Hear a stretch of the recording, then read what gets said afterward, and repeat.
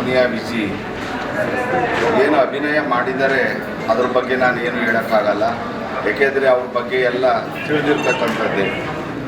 ಇವತ್ತು ಏನು ಒಂದು master lord master land lord ಅಂತ ಏನು ಒಂದು ಮೂವಿ ಮಾಡಿದರೆ ಅದು ಕನ್ನಡ ತುಂಬ ಅರ್ಥಗರ್ಭಿತವಾಗಿದೆ. ಯಾಕೆಂದರೆ ಹೊಲ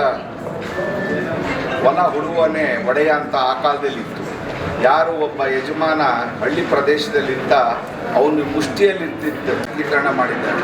ಯಾಕೆಂದರೆ ಎಜುಕೇಷನ್ ಎಷ್ಟು ಇಂಪಾರ್ಟೆಂಟ್ ಆಗುತ್ತೆ ಒಂದು ಹಳ್ಳಿಗೆ. ಒಂದು ಭೂಮಿ ಒಂದು ಎಕರೆ 2 ಎಕರೆ ಇದ್ದರೆ ಅದು ಎಷ್ಟು ಇಂಪಾರ್ಟೆಂಟ್ ಆಗುತ್ತೆ ಒಂದು ರೈತನಿಗೆ. ಅಥವಾ ಒಬ್ಬ ಹಳ್ಳಿ ಪ್ರದೇಶದಲ್ಲಿ 1 ಎಕರೆ ಇದ್ದರೂ ಅವನು ತುಂಬ ಚೆನ್ನಾಗಿರ್ತಾನೆ. ಹಾಗೆ ಒಂದು ಎಜುಕೇಷನ್ ಎಷ್ಟು ಇಂಪಾರ್ಟೆಂಟ್ ಆಗುತ್ತೆ ಅನ್ನೋದನ್ನು ತುಂಬ ಚೆನ್ನಾಗಿ ಮಾಡಿದ್ದಾರೆ. ಇವತ್ತು ಏನು ನಿರ್ಮಾಪಕರು ಇದ್ದಾರೆ ಅವರು ನನಗೆ ತುಂಬ ಪರಿಚಯ ಇದ್ದರು. ಸಾರಥಿ ಮೂವಿ ಮಾಡುವಾಗಲಿಂದಲೂ ಸಹ ನನಗೆ ಪರಿಚಯ ಇದ್ದರು.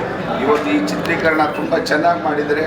ಅದರೊಳಗೂ ವಿಜಯ ಅಭಿನಯ ಹೇಳಲಿಕ್ಕೆ ಅದು ಇನ್ನೂ ಬಹಳ ಚೆನ್ನಾಗಿ ಬಂದಿದೆ. ಅವರ ಅಭಿನಯ ಈ ಕರ್ನಾಟಕದ ಜನತೆಗೆ ಏನು ಕೊಟ್ಟಿದ್ದಾರೆ ಅಭಿನಯ ಅನ್ನೋದನ್ನು ಎಲ್ಲರೂ ಕಲಾವಿದ ಅಂದ ತಕ್ಷಣ ಎಲ್ಲರೂ ಕಲಾವಿದರಾಗಕ್ಕಾಗಲ್ಲ.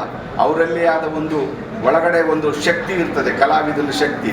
ಆ ಕಲಾವಿದನಿಗೆ ಜಾತಿ ಇಲ್ಲ. ಆ ಜಾತಿ ಇಲ್ಲ ಅನ್ನೋದನ್ನು ತೋರಿಸಿರೋದೇ ನಮ್ಮ ಲ್ಯಾಂಡ್ ಏನಿದೆ ಅದು ಇನ್ನೂ ಚೆನ್ನಾಗೇ ಬರ್ತಾ ಇತ್ತು. ತೆಲುಗು, ಹಿಂದಿ, ಇಲ್ಲಿಯ ಮಲಯಾಳಂ ಎಲ್ಲ ಹೋಗ್ತಾರೆ. ಇವತ್ತು ಕನ್ನಡಕ್ಕೋಸ್ಕರ ಮುಡುಪಾಗಿಟ್ಟು ಇವತ್ತು ಹಳ್ಳಿ ಜನಕ್ಕೋಸ್ಕರ ಏನು ಮಾಡಬೇಕು ಅನ್ನೋದನ್ನು ತುಂಬ ಚೆನ್ನಾಗಿ ದುನಿಯಾ ವಿಜಯ ತೋರಿಸಿದ್ದಾರೆ. ಅವರು ಈ ಚಿತ್ರ ಯಶಸ್ವಿಯಾಗಿ ನಡೀಲಿ ಅಂತೇಳಿ ನನ್ನ ಎರಡು ಮಾತುಗಳನ್ನ ಮುಗಿಸ್ತಾರೆ. ಎಲ್ಲ ನಮ್ಮ ಸಂಸ್ಥೆ ಏನು BGS ಇಲ್ಲೇ 15-20 ಸಾವಿರ ಜನ ಇದ್ದಾರೆ. ಅವರಿಗೆಲ್ಲ ಎಜುಕೇಷನ್ ಒಂದು ಕಡೆ ಆದರೆ ಇಂಥ ಸಂವಿಧಾನವೂ ಅವರಿಗೆ ತಿಳಿದಿರಬೇಕಾಗ್ತದೆ.